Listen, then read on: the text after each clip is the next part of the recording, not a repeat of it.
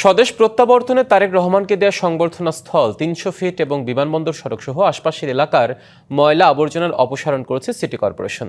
পরিচ্ছন্নতা কার্যক্রমে অংশ নেন বিএনপি ও এর অঙ্গ সংগঠনগুলো কর্মীরাও। সংবর্ধনায় মানুষের ঢলে যেসব গাছ ক্ষতিগ্রস্ত হয়েছে সেখানে দ্রুতই নতুন গাছ লাগানো হবে বলেও জানিয়েছে বিএনপি। ১৭ বছর পর তারেক রহমানের স্বদেশ প্রত্যাবর্তন উপলক্ষে সংবর্ধনা অনুষ্ঠান শেষে নিজ নিজ এলাকায় ফিরে গেছেন বিএনপির নেতাকর্মীরা। কিন্তু লাখো মানুষের উপস্থিতিতে অনেকটা ময়লা জমে রাজধানীর ৩০০ ফিট এলাকায়। পরে রাতেই বিএনপির পক্ষ থেকে তা পরিষ্কারের ঘোষণা দেওয়া হয়।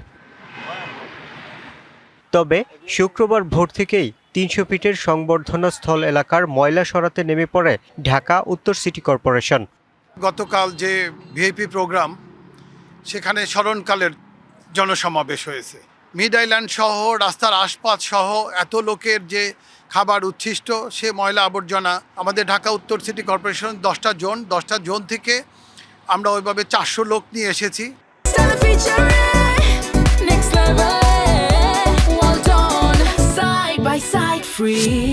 সিটি কর্পোরেশনের পরিচ্ছন্নতা কর্মীদের সঙ্গে বর্জ্য অপসারণে কাজ করেন বিএনপি ও এর অঙ্গ সংগঠনের নেতাকর্মীরা। অপরিচ্ছন্ন হওয়া বা ময়লা আবর্জনা পড়াটা স্বাভাবিক ব্যাপার, তবু আমরা এটাকে খুব দ্রুত গতিতে যাতে পরিষ্কার হয়ে যায়, মানুষের যাতে ভোগান্তি না হয়, সেজন্য আমরা সকালবেলায় চলে এসেছি কাজটাকে দ্রুত গতিতে শেষ করার জন্য। বাসায় যত ময়লা ছিল সবগুলোই আমাদের পরিষ্কার পরিচ্ছন্ন প্রায় শেষ পর্যায়ে, আর সর্বোচ্চ 2-3 ঘন্টা লাগতে পারে কাজ শেষ হইতে। চিন্তা করলাম যে না, যারা সিটি কর্পোরেশন তো আছেই, আমরা যাতে হেল্প করে যাই, সবাই একসাথে হেল্প করি, এই জন্য ওই উদ্যোগে নেওয়া আমরা আসা। জনসমাগমের কারণে ক্ষতিগ্রস্ত হয় রাস্তার পাশের বেশ কিছু গাছ। বিএনপির পক্ষ থেকে দ্রুত এসব স্থানে আবারও গাছ লাগানো হবে বলে জানানো হয়।